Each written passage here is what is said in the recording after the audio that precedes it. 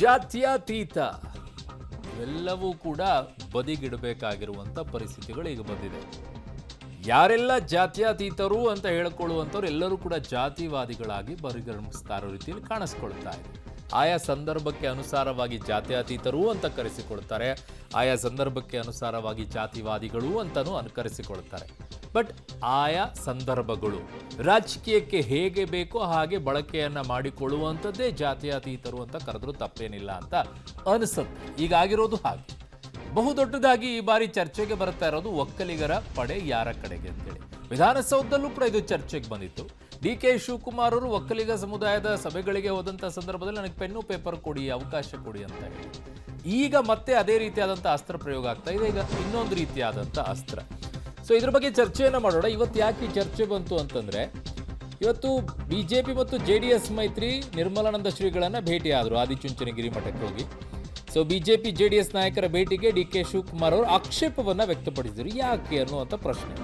ಒಕ್ಕಲಿಗ ಸರ್ಕಾರ ತೆಗೆದವರನ್ನ ಶ್ರೀಗಳನ್ನ ಪ್ರಶ್ನಿಸಬೇಕು ಅಂತ DK ಶಿವಕುಮಾರ್ ಅವರು ಹೇಳಿದ್ರು. ಸೊ ಶ್ರೀಗಳಿಗೆ ಪ್ರಶ್ನಿಸುವ ಶಕ್ತಿ ಇದೆಯೋ ಇಲ್ವೋ ಗೊತ್ತಿಲ್ಲ ಅಂತ ಟಕ್ಕರನ್ನ ಕೊಟ್ಟಿದ್ದಾರೆ.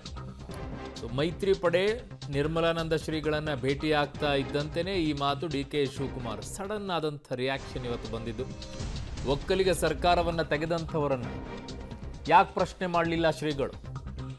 ಪ್ರಶ್ನೆ ಮಾಡುವಂಥ ಶಕ್ತಿ ಶ್ರೀಗಳಿಗೆ ಇದೆಯೋ ಇಲ್ವೋ ಗೊತ್ತಿಲ್ಲ ಅಂತ DK ಶಿವಕುಮಾರ್ ಅವರು ಆಡಿರುವಂಥ ಮಾತು ಬಹಳ ಚರ್ಚೆಗೆ ಎಡೆ ಮಾಡಿಕೊಟ್ಟಿದೆ. ಇದಕ್ಕೆ ಮೈತ್ರಿ ಪಕ್ಷಗಳು ಕೂಡ ತಿರುಗಿ ಬಿದ್ರು ಕಾಂಗ್ರೆಸ್ ಮೇಲೆ ಮತ್ತು DK ಶಿವಕುಮಾರ್ ಅವ್ರ ಮೇಲೆ. ಒಕ್ಕಲಿಗರು ದಡ್ಡರಲ್ಲ, ಒಕ್ಕಲಿಗ ಸ್ವಾಮೀಜಿಯೂ ಕೂಡ ದಡ್ಡರಲ್ಲ ಅನ್ನುವಂಥ ಶಬ್ದವನ್ನು ಬಳಕೆ ಮಾಡಿದರು. ಬಂದವರಿಗೆ ಅವರು ಹಾರ ಹಾಕ್ತಾರೆ, ವಿಭೂತಿ ಇಟ್ಟು ಕಳಿಸ್ತಾರೆ. ಒಕ್ಕಲಿಗರ ಸರ್ಕಾರ ಕೆಡವಿದ್ದು BJPಯವರೇ ಅಲ್ವಾ? ಅದನ್ನ ಕೇಳುವ ಶಕ್ತಿ ಸ್ವಾಮೀಜಿಯವರಿಗೆ ಇದೆಯೋ ಇಲ್ವೋ ಗೊತ್ತಿಲ್ಲ. ಮೈತ್ರಿ ನಾಯಕರ ಭೇಟಿಯನ್ನ ಮಾಡಿದ ಶ್ರೀಗಳನ್ನೇ DK ಶಿವಕುಮಾರ್ ಅವರು ಟೀಕಿಸಿದ್ರ ಅನ್ನುವಂಥ ಒಂದು ಚರ್ಚೆ ಶುರುವಾಗಿದೆ. ಮಠಗಳಿಗೆ ಹೋಗಿ ಭೇಟಿ ಕೊಡುವಂಥದ್ದು ಹೊಸದಲ್ಲ. ಭೇಟಿ ಕೊಟ್ಟ ನಂತರ ಅವ್ರು ಅಲ್ಲಿ ಹೋಗಿದ್ದಾರೆ, ಇಲ್ಲಿ ಹೋಗಿದ್ದಾರೆ, ಆ ಸಮುದಾಯ ಸೆಳೆಯೋಕೆ ಹೋಗಿದ್ದಾರೆ ಅನ್ನುವಂಥ ಚರ್ಚೆ ಬಹುತೇಕ ಕಡೆಗಳಲ್ಲಿ ಆಗುತ್ತೆ. ಆದರೆ ಭೇಟಿಯಾಗುವಂಥ ಸ್ವಾಮೀಜಿಗಳಿಗೆ ಏನು ಗೊತ್ತಿರುತ್ತೆ, ಅವ್ರು ಯಾಕೆ ಬಂದಿರ್ತಾರೆ, ಅವ್ರ ಉದ್ದೇಶ ಏನು? ಬಂದವರಿಗೆ ಆಶೀರ್ವಾದ ಮಾಡಿ ಕಳಿಸೋದು ಅಷ್ಟೇ ಕೆಲಸ. ಆದರೆ ಇಲ್ಲಿ DK ಶಿವಕುಮಾರ್ ಅವ್ರು ಆಡಿರುವಂಥ ಮಾತಿದೆಯಲ್ಲ, ಶ್ರೀಗಳವ್ರನ್ನ ಪ್ರಶ್ನೆ ಮಾಡಬೇಕಾಗಿತ್ತು ಅಂತ ಹೇಳಿ. ಶ್ರೀಗಳು ಯಾಕೆ ಪ್ರಶ್ನೆ ಮಾಡ್ತಾರೆ ಗೊತ್ತಿಲ್ಲ. ಏನು ಮಾತನಾಡಿದ್ದಾರೆ ಫಸ್ಟ್ ನೋಡಿಬಿಡಿ DK ಶಿವಕುಮಾರ್ ಅವರು. ಒಕ್ಕಲಿಗರು ದಡ್ರಲ್ಲ, ಒಕ್ಕಲಿಗರ ಸ್ವಾಮಿಗಳು ದಡ್ರಲ್ಲ ಅಂತ ಆಯ್ತು. ಅವರು ಏನು ದಡ್ರಲ್ಲ, ಬರ್ತಾರೆ, ಆಶೀರ್ವಾದ ಮಾಡ್ತಾರೆ, ವಿಭೂತಿ ಇಡ್ತಾರೆ, ಹೂನಾರ ಹಾಕ್ತಾರೆ, ಕಳಿಸ್ತಾರೆ. ಸಮಾಜ ಇದ್ದಲ್ಲ, ಸಮಾಜ ಅವರು ನಮ್ಮ ಪರನೂ ಮಾಡೋದಿಲ್ಲ, ಅವ್ರ ಪರನೂ ಮಾಡೋದಿಲ್ಲ. ನನಗೆ ಗೊತ್ತಿದೆ ಅದು. ಈ ಕಾಂಟ್ ಡೂ ದಟ್. ಈಗ ಯಾರು ಇಳಿಸಿದ್ರು ಕುಮಾರಸ್ವಾಮಿಯವ್ರನ್ನ? ಕುಮಾರಸ್ವಾಮಿಗೆ ಒಕ್ಕಲಿಗರು ಚೀಫ್ ಮಿನಿಸ್ಟ್ರು ಅಂತ ನಾವು ಕೆಲವೆಲ್ಲ ಮಾತಾಡಿದ್ರು. ಇದೇ ಯೋಗೇಶ್ವರ, ಅಶ್ವತ್ಥನಾರಾಯಣ, ಅಶೋಕ ಎಲ್ಲ ಸೇರಿ ಇಳಿಸಿದ್ರಲ್ಲ. ಆಗೇನಾಗಿದ್ರು ಇವರೆಲ್ಲ? ಶೋಭಕ್ಕ ಇಳಿಸಿದವ್ರು ಅವರು. ಕೊನೆ ಕಾಂಗ್ರೆಸ್ ಅವರು ಇಳಿಸಿದ್ರು ಅಂತ ಸಿದ್ದರಾಮಯ್ಯನವ್ರ ಮೇಲೆ ಕೂಬೇಕು. ಬಟ್ ಅದೇ BJPಯವ್ರು ಕೇಳಬೇಕಾಯ್ತಲ್ಲ, BJP ಸ್ವಾಮಿಗಳು ಕೇಳಬೇಕಲ್ಲ, ನಮ್ಮ ಚೀಫ್ ಮಿನಿಸ್ಟರ್ ನೀವು ಇಳಿಸ್ಬಿಟ್ರಲ್ಲ ಅಂತ. ಬಹುಶಃ ಅದು ಕೇಳೋಷ್ಟು ಶಕ್ತಿ ಸ್ವಾಮಿಗಳು ಇದೆಯೋ ಅನ್ನೋ ನನಗೆ ಗೊತ್ತಿಲ್ಲ. BJPಯವರು ಒಕ್ಕಲಿಗರನ್ನ ಚೀಫ್ ಮಿನಿಸ್ಟರ್ ಇಳಿಸಿದ್ರಲ್ಲ, ಅದು ಕೇಳಬೇಕು. ಯಾರು ಅಲ್ಲಿ ಹೋಗಿದ್ರಲ್ಲ, ಅವರೇ ತಾನೇ ಇಳಿಸಿದ್ದು. ಅವರೇ ತಾನೇ ಇಳಿಸಿದ್ದು. ಇದಾದ ನಂತರ ಒಂದಿಷ್ಟು ಪ್ರಶ್ನೆಗಳು ಬಂತು. ಹಾಗಿದ್ದಾಗ ಇಳಿಸಿದಂಥ ST ಸೋಮಶೇಖರ್ ಅವ್ರನ್ನ, ಶಿವರಾಮ್ ಹೆಬ್ಬಾರ್ ಅವ್ರನ್ನ ಪಕ್ಕಕ್ಕೆ ನಿಲ್ಸ್ಕೊಂಡ್ಬಿಟ್ಟು ಯಾಕೆ ಓಡಾಡಿದ್ರಿ ಅಂತ ಕೇಳಿದ್ರು. ಸಿದ್ದರಾಮಯ್ಯನವರು ಧರ್ಮಸ್ಥಳದಲ್ಲಿ ಕೂತ್ಕೊಂಡ್ಬಿಟ್ಟು ಮಾತನಾಡಿದ್ರಲ್ಲ, ಅವರನ್ನ ಯಾಕೆ ನೀವು ಪ್ರಶ್ನೆ ಮಾಡಲಿಲ್ಲ ಅಂತಾನು DK ಶಿವಕುಮಾರ್ ಅವ್ರನ್ನ BJP ಮತ್ತು JDS ನಾಯಕರು ಕೇಳಿದ್ರು. ಸೊ BJP JDS ನಾಯಕರಿಂದ ಈಗ ಒಕ್ಕಲಿಗ ಸ್ವಾಮೀಜಿ ಭೇಟಿ. ಇದೇ ವೇಳೆ ಒಕ್ಕಲಿಗ ದಾಳ ಉಳಿಸಿರುವಂಥ DK ಶಿವಕುಮಾರ್ ಅವರು ಕುಮಾರಸ್ವಾಮಿ ಸರ್ಕಾರ ತೆಗೆದವರಿಗೆ ಒಕ್ಕಲಿಗರಿಗೆ ಯಾಕೆ ಮತ ಹಾಕಬೇಕು ಅಂತ ಒಂದು ಪ್ಲೇ ಕಾರ್ಡ್ ಅನ್ನು ಯೂಸ್ ಮಾಡಿದ್ರು. ಸ್ವಾಮೀಜಿ ಆದರೂ BJP ನಾಯಕರನ್ನು ಕೇಳಬೇಕಾಗಿತ್ತಲ್ವಾ ಅಂತ ರಾಜಕೀಯ ಪಂಚನ್ನು DK ಶಿವಕುಮಾರ್ ಅವರು ಕೊಟ್ಟರು. ನನಗೆ ಅರ್ಥ ಆಗ್ತಿಲ್ಲ. ನೀವು ಲೀಡರ್ಸ್ಗಳು ಏನು ಬೇಕಾದರೂ ಮಾತಾಡ್ಕೊಳ್ಳಿ, ಸ್ವಾಮೀಜಿಗಳು ಯಾಕೆ ಕೇಳ್ತಾರೆ? ಒಬ್ರು ಬಂದಿರುವಂಥ ಲೀಡರ್ ಒಂದು ಪಕ್ಷದ ನಾಯಕರುಗಳನ್ನು ಯಾಕೆ ಕೇಳ್ತಾರೆ?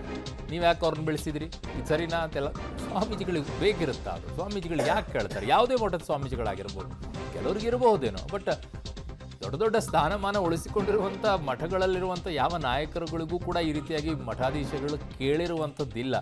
ಅಲ್ಲಲ್ಲಲ್ಲಿ ಗೌಪ್ಯವಾಗಿ ಸಭೆ ನಡೆದಾಗ ಕೇಳಿರಬಹುದು. ಈ ರೀತಿಯಾಗಿ ಬಹಿರಂಗ ಬಂದಾಗ ಯಾರು ಕೇಳ್ತಾರೆ? ಓಕೆ, ಒಕ್ಕಲಿಗ ಕಾರ್ಡನ್ನೇ ಎಲೆಕ್ಷನ್ ಟ್ರಂಪ್ ಕಾರ್ಡ್ ಮಾಡಿಕೊಳ್ಳೋಕೆ ಈಗ ಸರ್ಕಸ್ ಅನ್ನ ಮಾಡ್ತಾ ಇದ್ದಾರೆ. ಜಾತಿ ರಾಜಕಾರಣದಲ್ಲಿ ಆದಿಚುಂಚನಗಿರಿ ಶ್ರೀ ಹೆಸರನ್ನ DK ಶಿವಕುಮಾರ್ ಅವರು ಎಳೆತಂದ್ರು. ಸರ್ಕಾರ ಕೆಡವಲು ತಂತ್ರವನ್ನು ಹಿಡಿದಿದ್ದು ಸಿದ್ದರಾಮಯ್ಯ ಅಂತ ಕುಮಾರಸ್ವಾಮಿಯವರು ಟೀಕೆಯನ್ನ ಮಾಡಿದರು.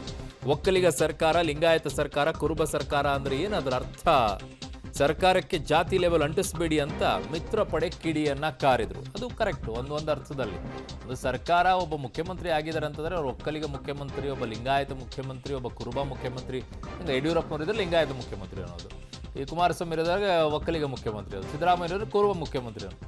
ಈ ಥರ ಜಾತಿ ಲೆವೆಲ್ ಅಂಟಿಸಬೇಡಿ ಅಂತ ಕಿಡಿಯನ್ನ ಕಾರಿದ್ದಾರೆ. ಸಹ ಅಧಿಕಾರದಲ್ಲಿದ್ದಾಗ ಅಧಿಕಾರ ಹೋಗ್ತಕ್ಕಂಥ ಸಂದರ್ಭದಲ್ಲಿ ನಮ್ಮ ಮಠದ ಪರಮ ಪೂಜ್ಯ ಸ್ವಾಮೀಜಿಯವರನ್ನ ದುರುಪಯೋಗ ಪಡಿಸ್ಕೊಳ್ತಕ್ಕಂಥ ಕೆಲಸ ಎಂದೂ ಮಾಡಿಲ್ಲ. ಜಾತ್ಯಾತೀತ ಅಂತ ಹೇಳೋರು ಪ್ರತಿದಿನ ಜಾತಿ ರಾಜಕೀಯನ ಮಾಡ್ತಾ ಇರೋದು ಈ ಕಾಂಗ್ರೆಸ್ನವರು. ಇವ್ರು ಯಾವ ಜಾತ್ಯತೀತ ಇದೆ, ಇವರಿಗೆ ಯಾವ ನೈತಿಕತೆ ಇದೆ? ಇವರಿಗೆ ಜಾತ್ಯತೀತ ಬಗ್ಗೆ ಚರ್ಚೆ ಮಾಡೋದಕ್ಕೆ ಸ್ವಾಮೀಜಿಯವರಿಗೂ ಆ ರಾಜಕಾರಣಕ್ಕೂ ಸಂಬಂಧ ಏನು? ಅವರು ಧಾರ್ಮಿಕವಾಗಿ ನಮ್ಮ ಗುರುಗಳು, ಅವ್ರನ್ನ ರಾಜಕೀಯವಾಗಿ ಯಾಕೆ ನಾವು ದುರ್ಬಳಕೆ ಮಾಡ್ಕೋಬೇಕು? ಯಾವ ರೀತಿನಲ್ಲಿ ನಡ್ಕೊಂಡಿದ್ದಾರೆ ನಮ್ಗೆಲ್ರಿಗೂ ಗೊತ್ತಿರೋ ವಿಚಾರ. ಸ್ವಾಮೀಜಿಯವರ ಮಾತಾಡೋಕ್ಕೆ ಅವ್ರಿಗೆ ನೈತಿಕ ಅಧಿಕಾರ ಇಲ್ಲ. ಇವ್ರ ಕಷ್ಟದಲ್ಲಿದ್ದಾಗೆಲ್ಲ ಸ್ವಾಮೀಜಿನೇ ಅವ್ರ ಮನೆಗೆ ಹೋಗಿದ್ದು. ಇವ್ರಿಗೆ ತೊಂದರೆ ಆದಾಗ ಸ್ವಾಮೀಜಿ ಅವ್ರ ಮನೆಗೆ ಹೋಗಿದ್ರು ಸಾಂತ್ವನ ಹೇಳಕ್ಕೆ. ಆ ಕರುಣೆ ಆದರೂ ಅವ್ರಿಗೆ ಇರಬೇಕು ಅಂತ ಅನಿಸುತ್ತೆ. ಇವರಿಂದ ಏನು ಸ್ವಾಮೀಜಿಯವ್ರ ಸಹಾಯ ತೊಗೊಂಡಿಲ್ಲ, ಇವರಿಂದ ಅವ್ರು ತೊಗೊಂಡಿರೋದು. ಅದೊಂದು ಎಚ್ಚರಿಕೆಯಿಂದ ಮಠದ ಬಗ್ಗೆ ಮಾತಾಡಲಿ ಅವರು. ಈಗ ಹಳೆದನ್ನೆಲ್ಲ ಕೆದಕ್ಕೊಂಡು ಹೋದರೆ ಭಾಳ ಜನರು ಬಂಡವಾಳ ಹೊರಗೆ ಬರುತ್ತೆ.